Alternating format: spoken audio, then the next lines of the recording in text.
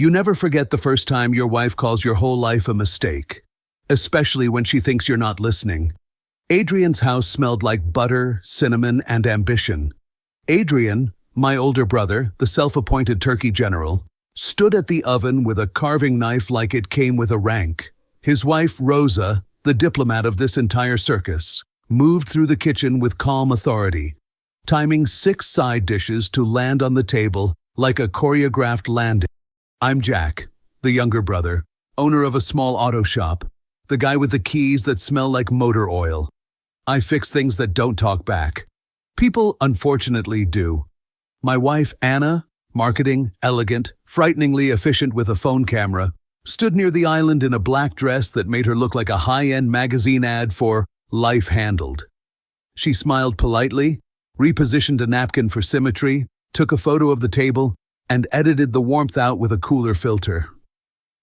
"Jack, hand me the gravy," Rosa said, pointing at a lineup of brown liquids. "Define gravy," I said, "because I'm seeing 5 candidates."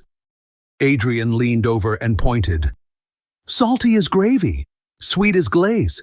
If it hurts your feelings, it's Aunt Lucia's holiday surprise." Avoid. Kids stampeded through the hallway like tiny horses that had unionized. Uncles fought with the TV about football. Aunts weaponized recipes. Adrian narrated the turkey like play-by-play. We approached the white meat, textbook confidence. "Oh, look at that slice." "Please stop," Rosa said. "You're scaring the cranberry sauce." We finally sat. 20 people, 3 folding chairs that made surrender noises, and 1 turkey that should have been checked by airport security. Toasts flew, stories multiplied. I passed bowls, dodged elbows, and kept an eye on Anna, my wife, not a villain, not a saint, just someone who lately treated my life like a sweater with a loose thread. "You look beautiful," I told her under the noise. "So does the table," she said, and took another photo of the table. By dessert, the house felt warm and soft around the edges. I took the trash down the side hall toward the laundry room. Halfway there, voices. Lydia, Rosa's cousin, compassionate tone. Then Anna's voice, calm and tired, a voice that didn't know I was in range. "Every day with him feels like a regret," Anna said. "He's just a mechanic. I could have had a different life." The trash bag squeaked in my hand. The air smelled like detergent and cinnamon. My heartbeat remembered cardio without my consent. "That's a big thing to say," Lydia whispered. Anna sighed. "He's a good man. I know that. I just feel stuck. Like I chose small and got smaller." I set the bag down before I dropped it. A shoe scuffed. Silence snapped like a twig. Anna stepped out from the laundry room, screen glow on her face. She saw me. 3 seconds of statues. "Hey," she said, defaulting to smooth. "Everything okay?" "Yeah," I said. "Just the trash." "Right," she said softly. Then she walked past, perfume and distance in the same wake. We finished Thanksgiving like 2 professionals pretending they weren't bleeding. Rosa hugged me twice on our way out for no stated reason. Adrian did the big brother eyebrow at the door. "You good?" I shrugged. "Later." He nodded. "I'm awake." The car ride home tasted like silence. Anna stared at the first Christmas lights of the block. "You were quiet tonight," she said. "You weren't," I answered. She frowned. "What's that supposed to mean?" "You'll see," I said, "when we get home." At home, she kicked off her heels with surgical precision, placed her phone face down like it had misbehaved, and leaned on the kitchen island. Our kitchen, our island, our stage for about to be honest. "All right," Anna said. "Say it."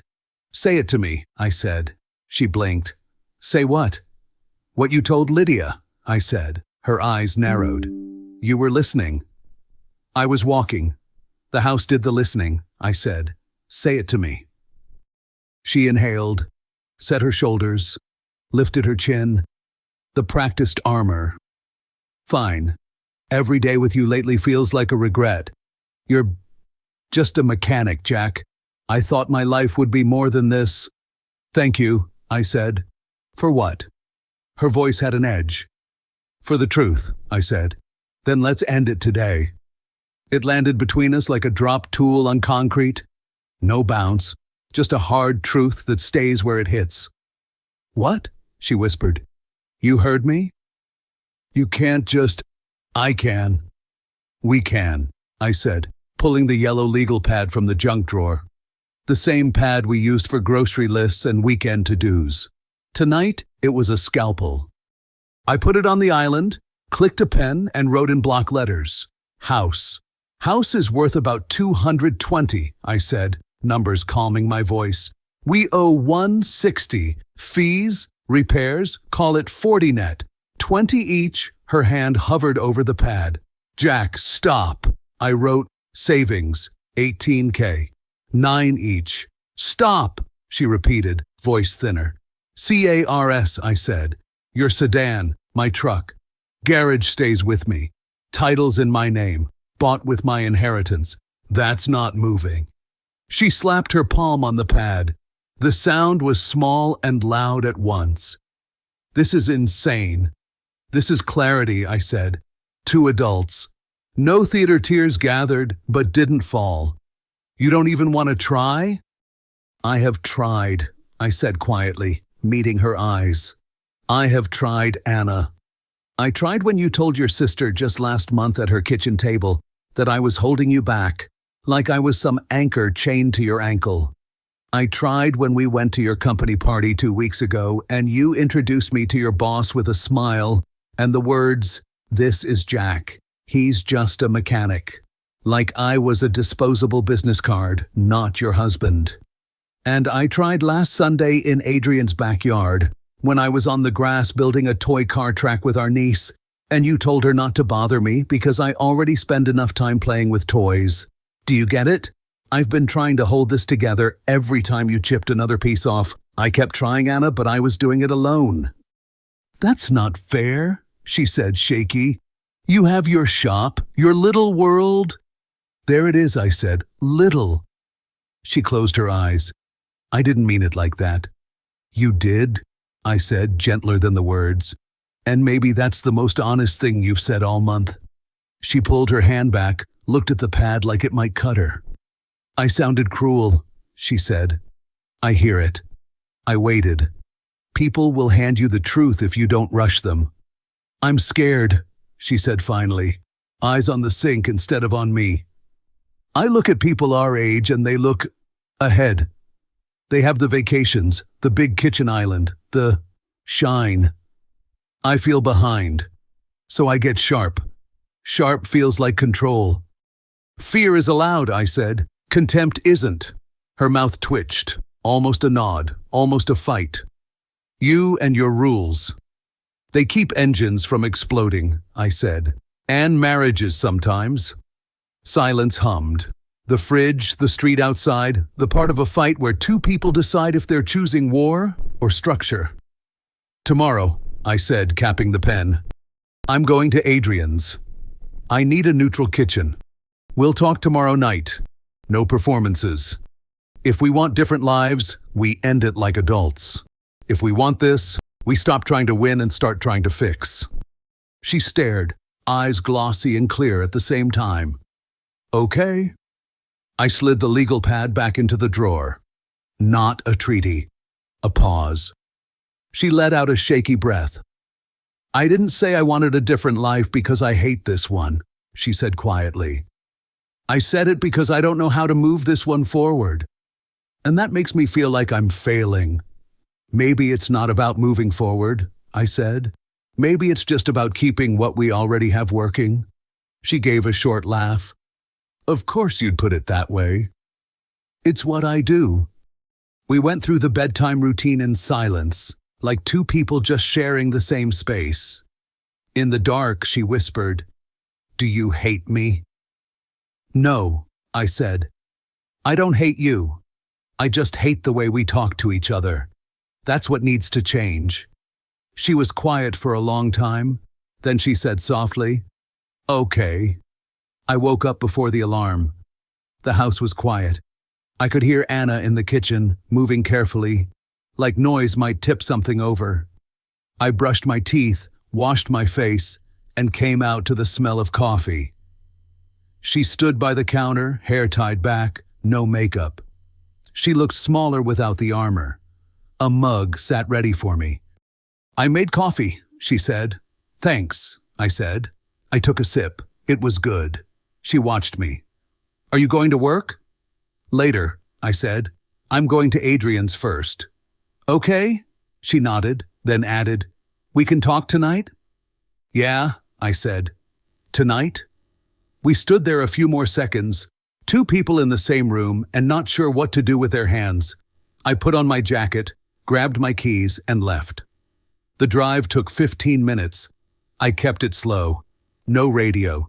Just the engine and a list in my head. Respect. No public cuts. No phone wall at dinner. Basic things that had stopped being basic. Adrian opened the back door in sweatpants and a t-shirt that said, "Grill first, ask questions later." He looked me over. "You look like a man who tried sleep and it said no," he said. "Morning," I said. He stepped aside. "Come in. Rosa's running a breakfast factory." Rosa smiled the second she saw me. "Sit, eat, then talk." A plate landed in front of me like she had read my mind. Eggs, bacon, sliced tomatoes, toast. Coffee appeared without me asking. Adrian sat across from me and took a long drink from his mug. "So," he said, "tell me the thing." I cut into the eggs. "I heard Anna last night. She told Lydia she regrets every day with me, that I'm just a mechanic, that she could have had a different life." Rosa set down her spatula and turned toward me. Her eyes were soft but steady. "She said it like that?" "Yes," I said. Then at home, I asked her to repeat it. She did. Adrian whistled low. "And?" "I pulled out a legal pad," I said. "Started dividing everything. House, savings, cars. Told her, then let's end it today." Adrian blinked, then snorted. "Of course you did." Rosa didn't smile. She came to the table, sat next to me. "How did she take it?" "She panicked," I said. "Cried. Said she feels stuck. Said she doesn't know how to move our life forward. Said that makes her feel like she's failing." Rosa touched my arm, gentle. "That sounds honest." Late, but honest. Adrian leaned in. "What do you want to do?" "I want the basic things to be basic," I said. "If she stays, no more public digs, no more jokes about my work, no more hiding behind a phone when we're at the same table. If we can't do that, then we end it clean." "Good," Adrian said. "Say it just like that. No poetry, no speeches." Rosa nodded. "Clear rules help. People need something they can follow." I ate. The food helped. So did the normal sounds of a house that wasn't on edge. After a while, Adrian jerked his head toward the garage. "Come on," he said, "help me with something." We stepped into his small garage. He had a workbench that wanted to be like mine when it grew up. He pretended to adjust a toolbox and then just leaned on it. "Talk like a brother now," he said. "Okay," I said. "I'm tired. I'm proud of my work. I don't want to argue about it anymore. I don't want to be someone's project. And I don't want to live inside someone else's idea of a win." Adrian nodded. "Good. Now say it to her later. Exactly like that." "I also don't want to punish her," I said. "I'm not trying to win the breakup." "You're not breaking up," he said. "You're drawing a line. If she can stand on the right side of it, great. If not, you'll know." I looked down at my hands. "You ever feel like you did everything right and ended up here anyway?" "Yep," he said. Then I remembered right doesn't mean easy. It just means I sleep fine. We stood there a minute, two brothers and a lot of air. He clapped my shoulder. "Whatever you do, I'm with you," he said. "Rosa, too." "I know," I said. "Thank you." Back in the kitchen, Rosa had packed a paper bag for me. "Bread, cut thick, and cinnamon," she said. "Because you looked like you needed the nice kind of smell in your house." I smiled. "You're the best." "Tell Anna that respect is the floor," she said quietly, "not the goal." The floor. I will, I said. I drove home feeling steadier. I had words that didn't wobble. The street was quiet when I pulled up, leaves along the curb, our front window catching weak sun. I walked in through the side door. Anna's tote bag sat on the dining table. Next to it, a manila folder with a neat label in her handwriting, Options. I looked at it for a second, then I opened it. Inside were apartment listings from 3 different sites. 1-bedroom places with notes. Good light. Close to bus. Prices circled. A draft lease application with her name typed in and 3 lines filled out. I put my hand on the table because it felt like the floor had shifted a little. I stood there, steadying myself, then closed the folder and set it down where she'd left it. The front door opened. Anna came in with 2 grocery bags. She stopped when she saw me. Then her eyes dropped to the folder. She went still. I can explain, she said. I nodded once. Okay. She put the bags on the counter and kept her hands there like the counter might run away. I wasn't leaving, she said. I just needed to feel like I had something if you walked away first. I tapped the folder. This doesn't look like nothing. You circled prices. You filled out forms.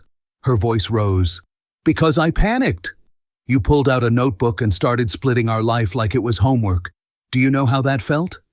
Yes, I said evenly. It felt like clarity.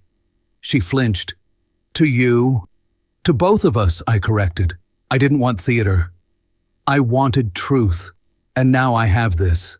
I pushed the folder closer to her. What is it? A safety net? An escape hatch? Or proof that you already had 1 foot out? She looked down at the folder, then at me. Her eyes were wet, but her voice stayed sharp. I felt like you'd already given up on me. On us. I thought you were counting the days until you'd finally say it out loud. So I tried to get ahead of it. I leaned forward.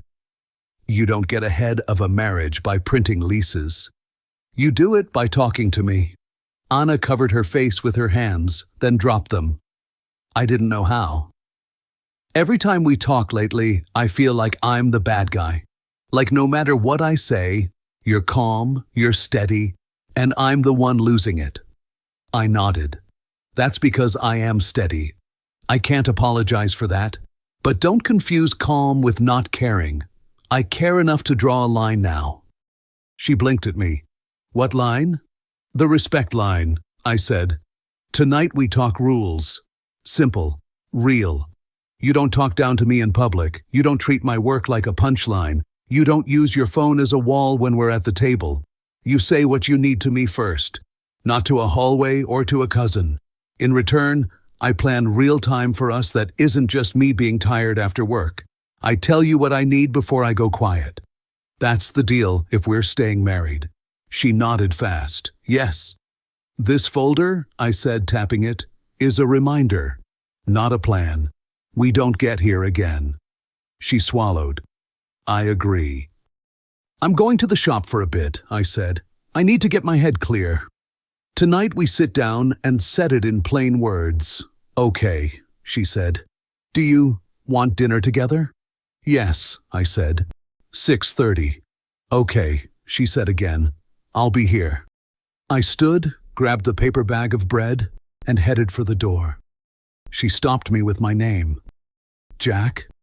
Yeah. I'm sorry, she said. Not just for the words. For the way I've treated you. Thank you, I said. See you at 6:30. I stepped outside and let the cool air hit my face. I didn't feel fixed, but I felt like the next step was clear, and that was enough to move. As I reached the truck, I looked back at the window. Anna stood inside, looking at the folder, then at the clock, then toward the kitchen. She picked up the groceries and started putting them away. I drove to the shop and opened the bay door. The smell of oil and cleaner met me like an old routine. I checked the day's work orders, called Danny to say I'd be late, and kept my hands busy with small tasks until my head stopped racing. At 5:30, I closed up. On the way home, I bought flowers, nothing fancy, just fresh and simple, not a promise, a sign. When I walked in, the table was set for two. Real plates, forks in the right places, two mugs. The folder wasn't on the table anymore. It was on the bookshelf, spine facing the wall. Not hidden, not front and center. Anna came out of the kitchen and stopped. She saw the flowers and smiled a small, tired smile. "Thank you," she said. "Dinner at 6:30, I said, checking my watch. "I'm on time." "You are," she said. "Me too." We sat. The food was simple. We ate quietly. After the plates were pushed back, I nodded toward the legal pad in the drawer. We pulled the pad out and set it on the table. Tonight, it wasn't for the split. It was for the rules. I picked up a pen. "Rule 1, I said. "Respect." Out loud, she took a breath. "Yes." "Rule 2, I said. "At the table, you give me the same attention you'd give a stranger asking you a question." "Yes." "Rule 3, I said. "No public digs." "Ever yes," she said again. "And Rule 4, if I feel stuck, I say it to you first." I wrote it down. "Good." She watched the words appear, then looked up at me. "I want to do this right." "Me too," I said. We sat in the quiet and let the list sit between us. It wasn't much, but it was a start. At 7, I put the pen down. "Tomorrow," I said, "we try to live this for one day, then another.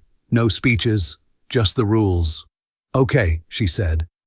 I stood to clear the table. She reached out and touched my wrist.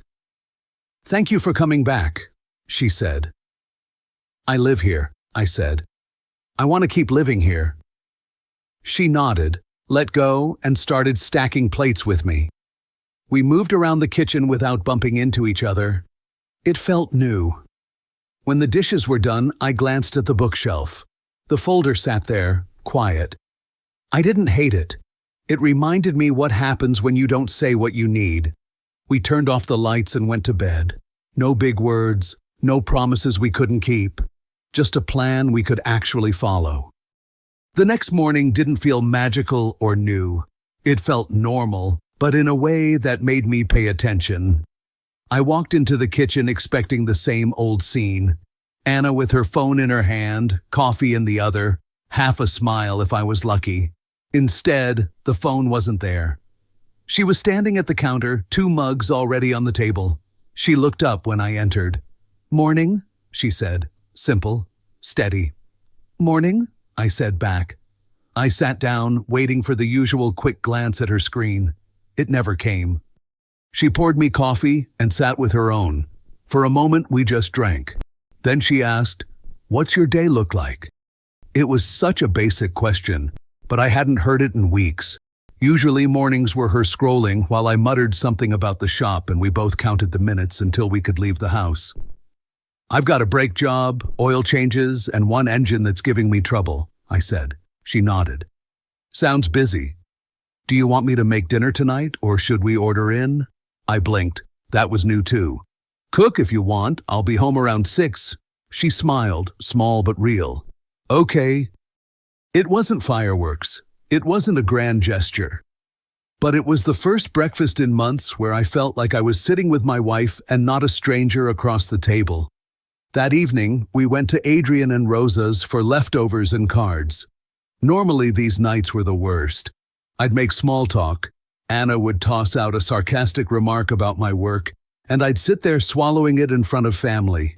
This time, Adrian asked, "So, how's the shop?" "Busy?" Before I could answer, Anna said, "Busy. Jack's got more work than he can take. He keeps half this neighborhood's cars running." She said it with a kind of pride I hadn't heard in years. I almost dropped my fork. Rosa smiled at her, then at me. Adrian raised his eyebrows at me across the table. I just shrugged, but inside something shifted.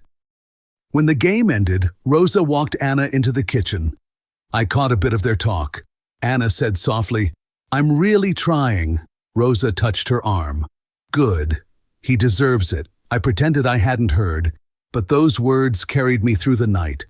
On Friday, I came home late from the shop. The garage door was open. I found Anna inside, broom in her hands, sweeping the floor. "What are you doing?" I asked. She leaned on the broom and gave me a half smile. "Figured if this place is part of you, I should stop treating it like a stranger's shed." It looked like it could use some attention. I looked around. She had stacked boxes, cleared a path to the workbench, even wiped down one of the shelves. Nothing fancy, but the kind of effort I'd never expected. "Thanks," I said, my voice low. She shrugged. "I thought maybe you'd notice." I noticed. That night at dinner, she carried her phone into the other room and left it on the counter face down. She sat across from me, gave me her full attention, and we just talked. About the shop, about her work, about Rosa's new obsession with baking shows. Nothing important, but it felt good. When she reached for her water, I realized something. For the first time in a long time, I wasn't waiting for the sharp little jab, the sarcastic line that would cut me down. It didn't come. On Sunday, we took the bike out. Just the two of us. No destination, no schedule. Anna climbed on behind me and wrapped her arms around my waist. For miles, she didn't move, didn't check a screen, didn't say anything. Just leaned against me, the way she used to when rides were our thing. We stopped at a diner off the highway. Old booths, burnt coffee, the kind of place we would have gone to back when money was tight and dates were simple. Anna looked around and smiled. "We used to live in places like this." "We still can," I said. She shook her head. "No, I mean, we used to be happy with this. Just us. No extras. No show. Were we?" I asked. She nodded. "Yeah. I forgot how good it felt. We ate burgers and fries like we were 20 again. No jokes at my expense. No cold looks. Just Anna talking about normal things, music she'd heard, people from work, a memory about when we first started dating." On the ride home, the sun dipped low. She held me tight, not like she was afraid of falling, but like she wanted to stay close. That night, after we got home, we cleaned up and sat on the couch. She looked at me and said, "This weekend felt different. Like we're actually starting over." I didn't rush to answer. I just nodded. It did. She reached for my hand. "I want to keep it like this." "We can," I said, "as long as we both keep working at it." For the first time in months, I believed it. Not because of promises, because of small actions that actually happened. It wasn't perfect, but it was real. And for me, that was enough to try again tomorrow. Weeks passed, and the rules stopped feeling like rules. They turned into habits. Anna didn't take shots at me in front of people anymore. Family dinners became normal again, not battlefields. When someone asked about my work, she backed me up instead of cutting me down. Sometimes she even bragged about me before I could say a word. At home, she stayed present. No phone wall between us, no sarcastic digs, no quiet rolling of her eyes when I talked about the shop. She looked at me when I spoke, and I did the same for her. We argued sometimes, sure, but it was about real things, groceries, schedules, plans, not about whether I was enough. And slowly, something happened I hadn't expected. Things felt better than before the fight. She laughed more. She touched my arm when she walked past. She asked about my day and actually listened. I caught myself smiling at her in the middle of a meal, realizing I wasn't waiting for the knife to drop anymore. One night, sitting on the couch, she leaned against me and said, "I like us like this." "I don't want to go back." "Neither do I," I said. She nodded, rested her head on my shoulder, and we sat there in comfortable silence. No tension, no second-guessing. Just two people who had finally figured out how to live with each other, and like it. It wasn't just fixed. It was better than it had been in years, and for the first time, I knew it would last. If you felt this story hit hard, drop a like, subscribe for more, and share your thoughts in the comments. Your support keeps Steelheart beating.